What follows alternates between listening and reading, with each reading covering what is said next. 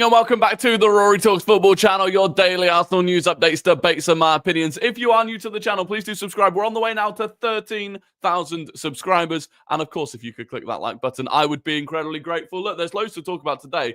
Talking about last night's game, of course, talking about some of the news that came out after that, about Kieran Tierney. We'll talk about those performances. A big update, I guess, today from Sammy Mockbell about Arsenal's potential striker signing, so we'll talk about that as well. And then, of course, we've got another Crystal Palace game coming up pretty quickly. Early plug, basically, this stream will end, and then about half an hour later, we'll be going live on Big Up. Link is down in the description for Big Up for the Spurs versus Man United watch-along. Obviously, the winner of that game, we could potentially end up facing in the semi-finals. The draw for the semi-finals is later tonight. Plenty of you here. Ethan, Emilio, Vivi, Vlad, Icarus, Saka the Goat, Matthew, Mia, Ryan, Ben, Tom, Jakob, Roslorman, Wilzagov, Francisco Oliveira, Lade, Devin, Saliba. It is good to see you all. What did you have for dinner? I've not actually had it yet. Not actually had it yet. I think I might be having pizza. Lovely, jubbly. Feel betrayed by Eddie, celebrating a useless goal. What did he do? I didn't see the celebration, to be honest. I didn't even see him celebrate. What did he do? He didn't run to the corner flag or anything, did he? I thought he just ran back to the halfway line, to be honest. I will say this now. I think Eddie's goal is nothing but luck. It hits the top of his head when he's clearly trying to glance it back post, but loops to the near post, which is why I think Raya doesn't get it. You're 100% right. You're 100% right. Look, we'll talk about this because it is something that's actually getting ludicrous at the moment. Eddie Nketiah misses that header 100 times out of 100 at the Emirates when he's wearing an Arsenal kit. I've seen it before. I've seen it enough. He pointed at his watch. Okay. Well, whatever. But you're right. He doesn't score that if he's wearing an Arsenal shirt. It's the way that teams are scoring goals against us at the moment. It's why it's not that deep. I'm not being serious. No, that's all good. It's why I'm still positive about Arsenal, because I am looking at games and I'm like, we are coming out of games with results that are just a bit unfortunate, and at some point you would think that luck has to change. But yeah, where do you want to start? Do you want to start with last night, or do you want to? No, we'll start with the news. We'll start with the news, and then we'll go on to discussing last night. Now, one bit of news that did come out immediately after the game last night from David Ornstein was that Kieran Tierney will be leaving Arsenal either in January or next summer. So he said Kieran Tierney will leave Arsenal next summer at the latest after the club decided against activating an option to extend his contract, which expires in June. It's also possible that a permanent transfer happens next month. So there was a clause in Kieran Tierney's contract that said we could extend it. There was a deadline for that extension. That deadline has now passed. And so Kieran Tierney will most likely be, he just will definitely be leaving in January or in the summer.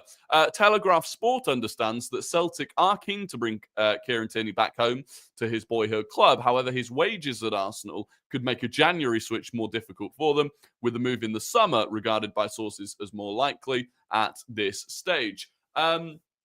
There's a very, very slim possibility that we are actually able to sell him for money in January. And that would be if, for some reason, multiple clubs really wanted him and therefore bid money for him in order to get him in January rather than gambling on getting him in a free in the summer. I don't think that will happen purely because of his wages. You know, he's on 120 grand a week. He's not going to be on that wherever he goes. If they then put in a transfer bid for him, we'll see. What's your thoughts on Ornstein posting that straight after the game, considering it was his first game back from injury and for Arsenal in 18 months? I didn't like it.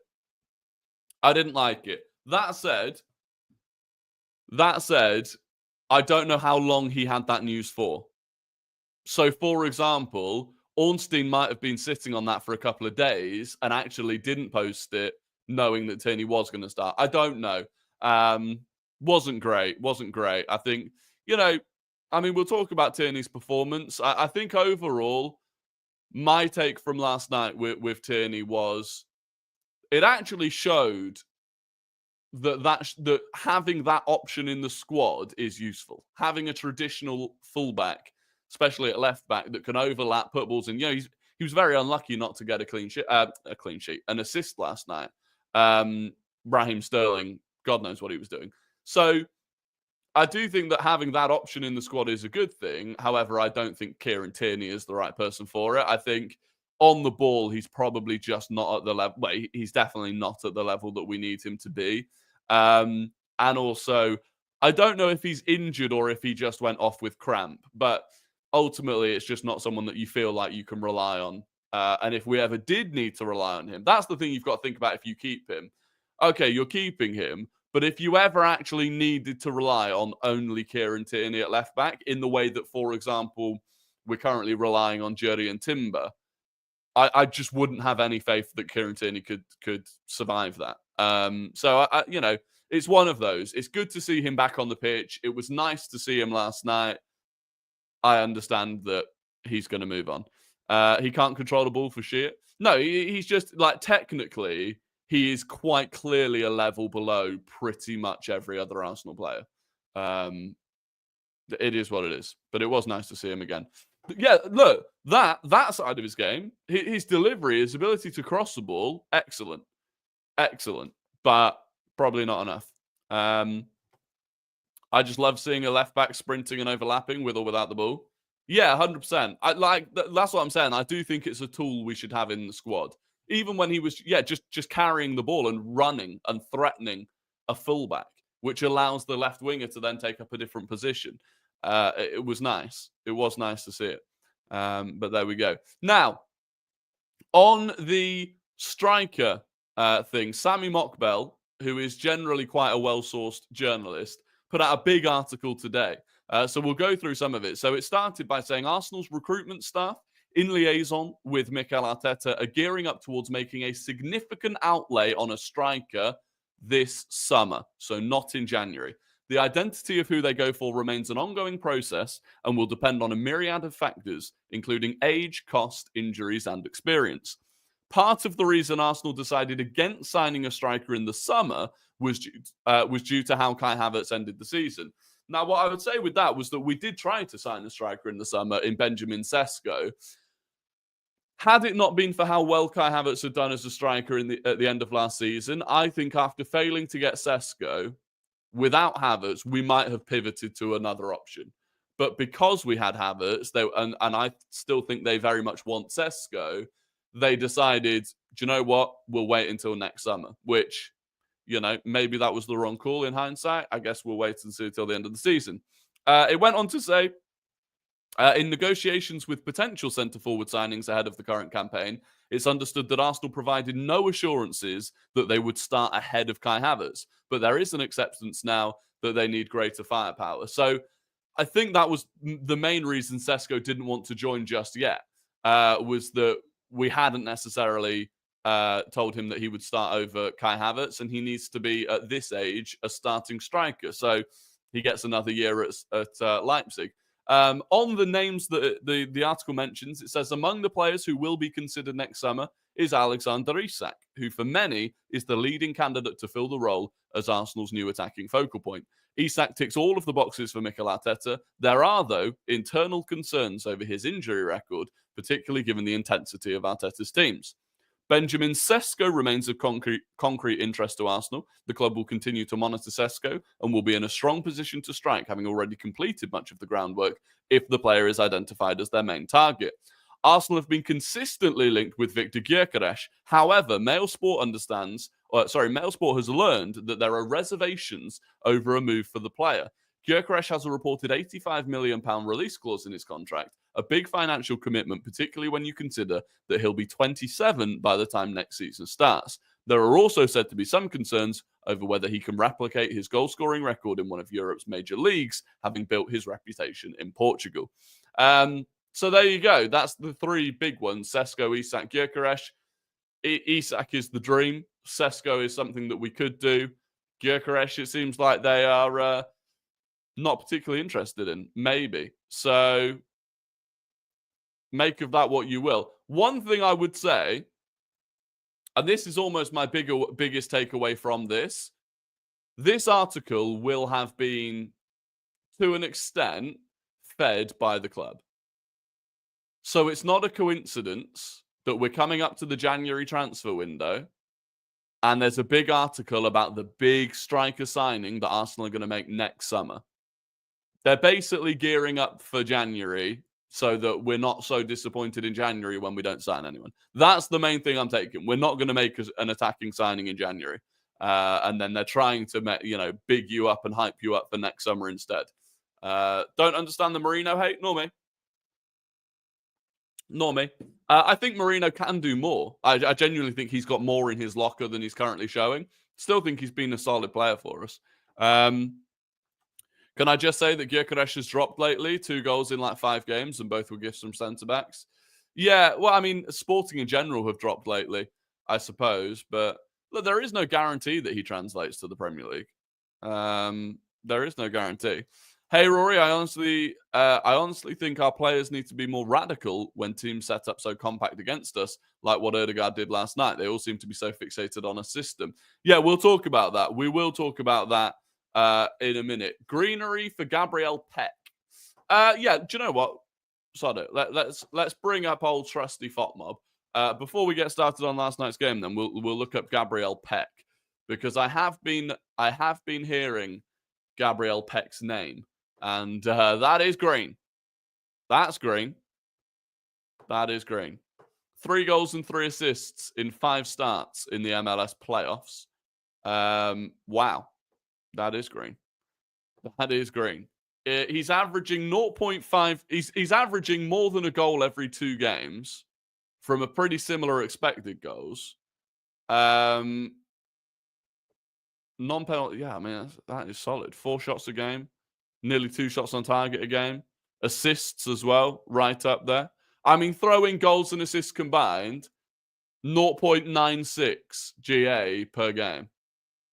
So nearly a goal contribution a game is solid. Pass accuracy is decent, which is always good to see if you're in an Arsenal team. Really happy taking plenty of touches inside the box, and even a little bit of defensive work rate as well. 23 years old, right winger that can play off the left. So he's dropping those numbers. Interessante. Muy interessante. Is he left or right-footed? It doesn't even say it on here. Anyone that watches him, is he left or right-footed? Muy bien. Muy bien. That is some greenery. That is some greenery. Left-footed. Cheeky little Saka backup that could play off the left as well. Keep an eye on it. MLS, so you wouldn't presumably be paying too much. We need to use one area as a normal player and don't put too much pressure on him. I agree with that. Can we talk about Jesus' performance? We will, of course. We will, of course, talk about Jesus' performance. So, look, this was the game last night.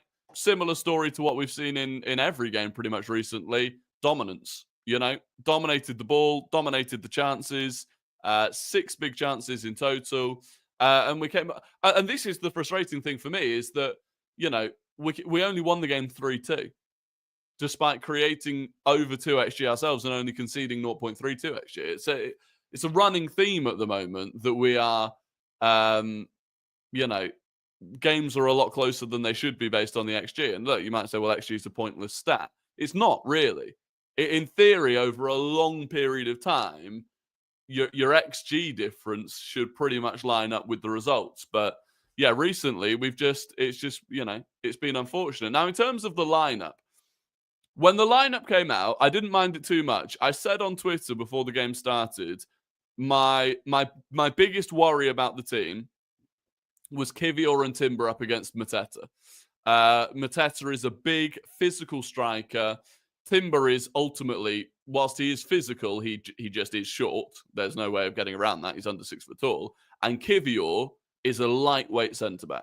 And it was obviously Kiwior's mistake for the goal and it was a poor mistake, and he got bullied by Mateta for it.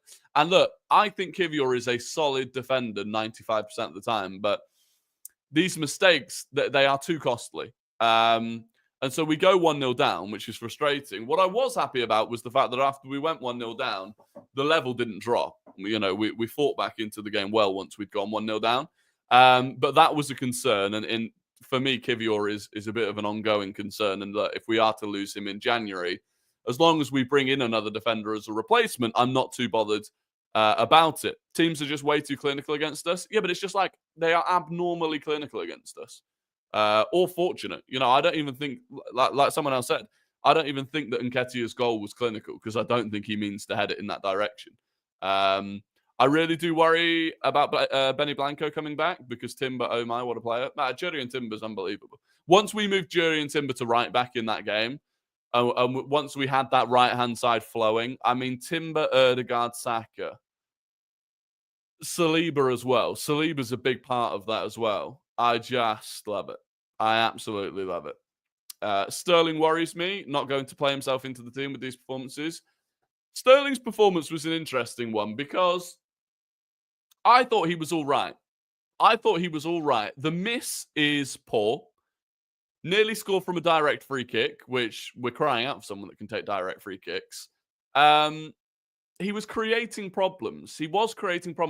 I think it was still a performance that says to me, he could come on. He could come on as a sub in games where we're struggling to break a team down. Like that performance from Sterling for me yesterday, I wouldn't mind seeing that, him coming on against an Everton when we're 0-0 and struggling. So, yes, I do think that there are concerns about end product and stuff, but yeah, I don't know. It's not, to be honest, overall, Sterling's not something that I'm massively worried about in general because I don't think Reece Nelson would be doing a huge amount more anyway.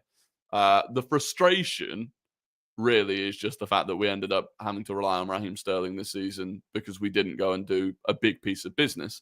I thought it was an interesting game for Ethan Nwaneri. I thought it was a really good learning curve for Ethan Nwaneri, actually, because it was a tough game. That was a tough game for Nwaneri, and not everything worked out for him. And then Ødegaard comes on in his position and completely changes the game. You need games like that. As a young kid growing up, so far this season, pretty much every time Nwaneri's come in, it's been a great performance. Everyone's been raving about him. That, for me, was a performance that was like, you're still trying to get into an exceptionally good team. And Ødegaard was the difference maker. Now, one thing I would say is that I'm still wanting to see Ødegaard come on and Nwaneri move out here. I would have happily seen Nwaneri move out to left central midfield. We didn't see that, obviously. So, yeah, it was a tough game for him. There's clearly a massive difference as well in Ødegaard and Nwaneri's skill sets and where they want to be and how they want to play. So Ødegaard is all about facilitating the players around him. Nwaneri will happily hold on to the ball for a lot longer. And there's nothing wrong with that. There's nothing wrong with that at all. It's just a very, very different option. Make your apology as loud as your disrespect for Gabriel Jesus. No.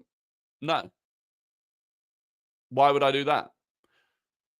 Gabriel Jesus had an exceptional game. It doesn't take away from the fact that for the last year to 18 months, he's been poor.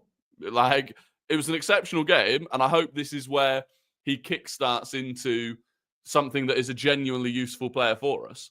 But we're not suddenly going to pretend that Jesus has been performing like that for the last year, because he hasn't. Good to see you. Did you see the troll inverted wing ripping Nwaneri getting subbed at halftime? How people look to drag down a 17-year-old, especially with the UEFA Coach B license. Yeah, I mean, that guy literally said he cried after Tottenham lost the game. So, I don't think he's all with it mentally, probably. But no, look, Jesus' performance, this was massive. This was absolutely massive for him and potentially massive for Arsenal. And it wasn't just this performance. Actually, if you look back to the Monaco performance, yes, he missed 2 one-on-ones. Both of them he should be scoring. One of them was an exceptionally good save. But he did generate 2 one-on-ones in the first place. His movement opened up 2 one-on-one scenarios for him. So there is that. The assist he got for Saka in that game was very good as well. Yesterday, again, he really stretched the Palace back line. As much as Ødegaard and Saka created the opportunities for him with the passes, he created the opportunities for himself with the runs that he made. And that's something that we've not really been seeing much recently. We've not, I can't think of many times that Kai Havertz has had a one-on-one with the keeper, or, a genuine opportunity to put it past the keeper. And Gabriel Jesus' movement is part of why he's had that opportunity. So combine that with potentially, him finishing those chances, which, I mean, if it is, it is a confidence thing. He looked relatively sort of confident even before he scored the first goal. He was trying tricks and flicks and stuff. He gets the first goal, really well taken goal. The second two, I mean, the way he struck those balls, I've not seen him hit a ball with that much belief really since pre-injury Jesus, to be honest. Like, he just had no doubt in his mind, I am whacking this bottom corner. And he did. And so for me, he has to start. He has to start in the next game against Crystal Palace. You have to try and bottle up this confidence and this player and get him doing that consistently. Now, the question then is, what do you do with Havertz? Do you keep Jesus as the number 9 and keep Havertz on the bench? Do you keep Jesus as the 9 but bring Havertz back in as the left central midfielder and take out Marino, who, Marino has been solid but not blown anyone away? Or do you move Jesus out to the left, because we have been struggling to, rotate between Trossard and Martinelli and neither of them performing particularly well? Do you move Jesus out there and play Kai Havertz as the 9? I'm leaning between, I think you bring Kai Havertz back in. I really do like Kai Havertz. I think he should be starting. So I'm leaning between playing Jesus off the left with Kai Havertz up top, or playing Jesus up top and bringing Kai Havertz into the midfield. I don't know. Let me know in the chat what you would do. Did anyone notice Arteta pushing Tierney so that he has to, so that he goes to ground? Livid, and it took Stuyvenberg to calm him down. Who was livid? Yeah, Arteta pushed Tierney back onto the pitch because he needed him to go down on the pitch so that he could make the sub. Yeah, Sterling left wing, Jesus striker. I don't know about that. The game we played against Bayer Leverkusen pre-season, we played Havertz, Jesus, and Trossard. They all rotated and they killed Bayer. Yeah. You know what? That is an option. That is an option. Havertz, Jesus, Trossard. Technical players. It's definitely an option. It is definitely an option. Rice or Partey as the 6. Timber, Saliba, Gabriel. I'd probably go Miles Lewis-Skelly again. Calafiori. I don't know if Calafiori is going to be back. Calafiori is close to being back. I don't know if it'll be this weekend, but Kai as left centre mid is horrible. Like Jesus left and Kai up top, though. I don't think Havertz as the left centre mid is as horrible as people think. I think people remember early on last season when he wasn't great there. There were games later in the season, last season, where he played left central midfield and was quite good. I actually think a lot of it, both at striker and at left central midfield for Havertz last season, was just getting into the flow of things at Arsenal. But either way, it was interesting to see Eze play, given we play Palace again on the weekend. I think Palace might shift things around for Saturday. Well, they went full strength yesterday, and they'll go full strength again at the weekend. Their squad depth just isn't particularly big. Munoz will be missing again, so I don't know if they'll. They tried this young kid. Hasn't even got his age on here. Caleb. I don't know if that's I don't know how you pronounce it. Fora or Cora. But either way, started him. He was getting cooked a little bit, to be fair. And then they brought on Nathaniel Klein.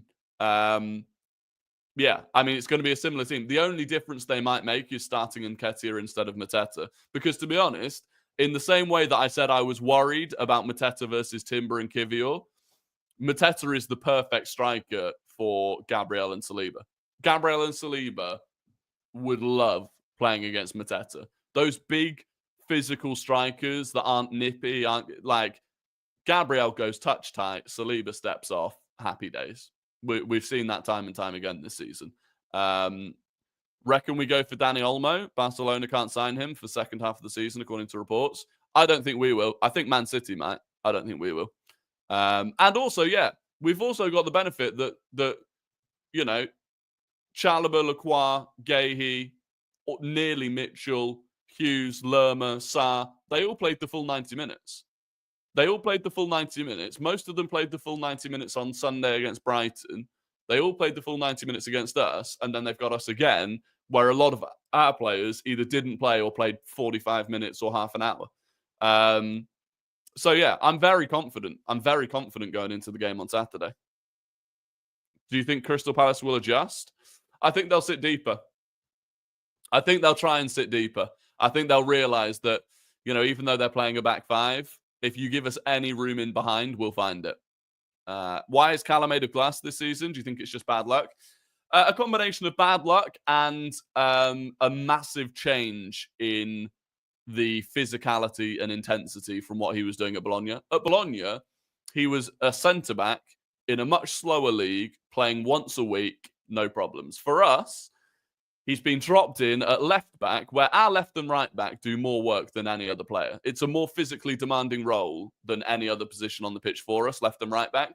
So he's been dropped in at left-back. He's playing twice a week, far more intense games, and it's just his body just wasn't ready for it, I don't think.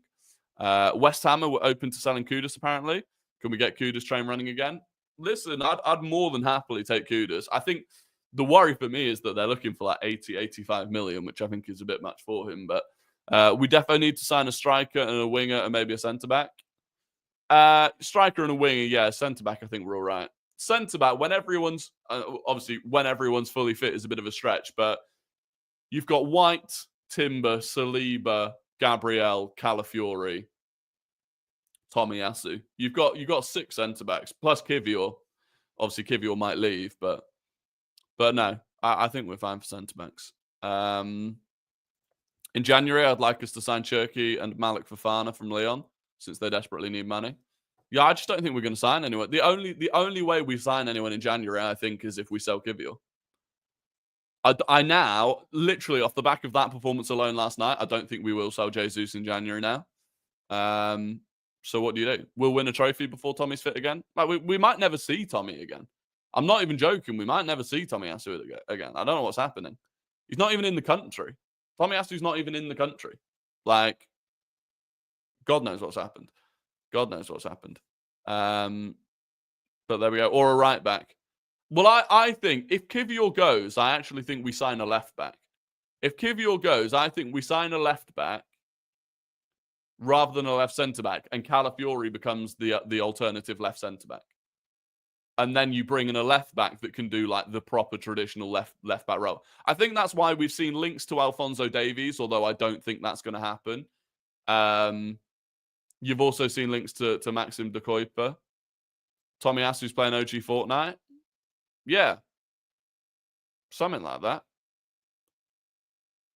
I thought Tommy was behind the bench yesterday. Could be wrong. It was hard to tell, but it looked like him. Maybe he's back now. Maybe he is back now, but he definitely went away. He definitely went away. Emili, yo, good to see you. Hato from Ajax. Yeah, Hato from Ajax is still the one that's mine. He's still my number one. We were interested in him before. It's just vibes of Timber. It's vibes of Jury and Timber. And if you had him one side and Timber the other, wow, that's the dream. Just about 150 in the chat. Help the channel and give it a holiday like on the video. Yeah, if you could like the video and if you could subscribe. We're on the way now to 13,000 subscribers. We're about 80 away. So I would be incredibly grateful if you could do that. If we could hit 13,000 by Christmas, happy days. Just having an overlapping left-back option would be a brilliant attacking sub if we need goals. Yeah, exactly. Exactly. You're going to look at... Oh, yeah, do you want to see the Tottenham... versus United lineup? They haven't got it out yet.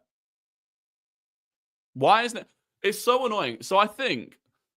I don't know exactly why it is, but for some reason, you can just never see the lineups. Right, I'm going to... I'll find it on Twitter instead. Here we go. So United's team, wow. Bayindir in goal.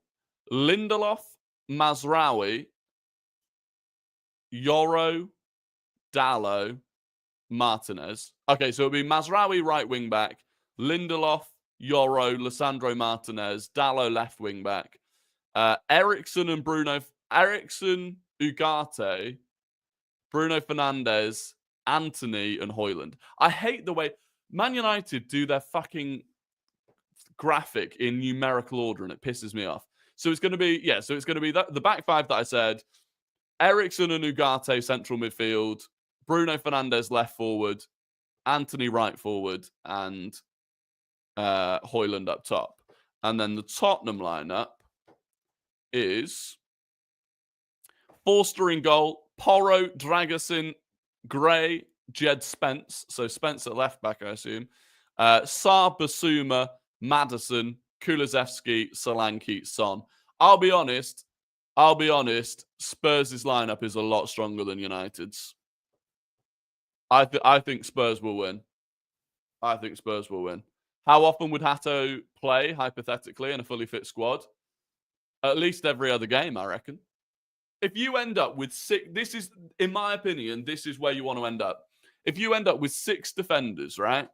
If you end up with 6 defenders where you've got White, Timber, Saliba as the effective right 3. So all 3 of them really can play at right back or at right centre back. So you've got White, Timber, Saliba. And then on the left, Gabriel, Calafiori, Hato, where all 3 of them can play centre back or, well, Gabriel can't really play left back, but 2 of them can play left back.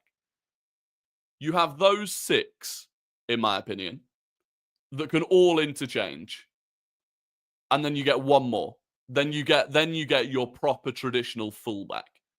Ideally, one that could play at either right back or left back and come on for whoever. But someone that is going to be that more attacking, overlapping, bombing forward option. That, for me, would be the dream. I think that would put us in a great position. Us versus Spurs in the final. I'd rather Spurs went out tonight. I've seen a lot of people saying that they want to play against Spurs in the semi-final, or they want to play against Spurs in the final so that we can beat them. Honestly, I'd rather not have to deal with it. I'd rather they just went out tonight. Like, yeah, if we beat them to knock them out, if we have to beat them to knock them out, happy days, and we do it, great. I'd rather it just didn't come down to it. The semi-final, we could do without, you look at when the semi-finals are. The first leg of the semi-final is between Brighton away and Man United at home in the FA Cup. You could just do without a North London derby that week. And then again, the second leg is straight after we play Man City. So I'd rather not go Man City, North London derby. Like, it's an emotional game no matter what. Just don't need it. For me, the ideal opponent is Man United. It'll be the most passive game. It'll be the lowest intensity game. Because again, if you get Newcastle United, they are desperate for a trophy. They haven't won a trophy in about 70 years. They will go full strength. And against Newcastle, it's always such a physical game. You just don't need 2 of them. Liverpool, just a very good team. It will just be a high intensity, high quality game. For me, Manchester United, that's the one. That's the one. You look at the team that they've put out tonight. We would happily play against that. I'd rather see us play against Newcastle at the Emirates. Yeah, but then you've got to go away to Newcastle again. Going to St James's Park twice in a season, it's just grim. The players hate St James's Park as well. Spurs play perfect for us. They leave so much space, and our defenders should be able to deal with them.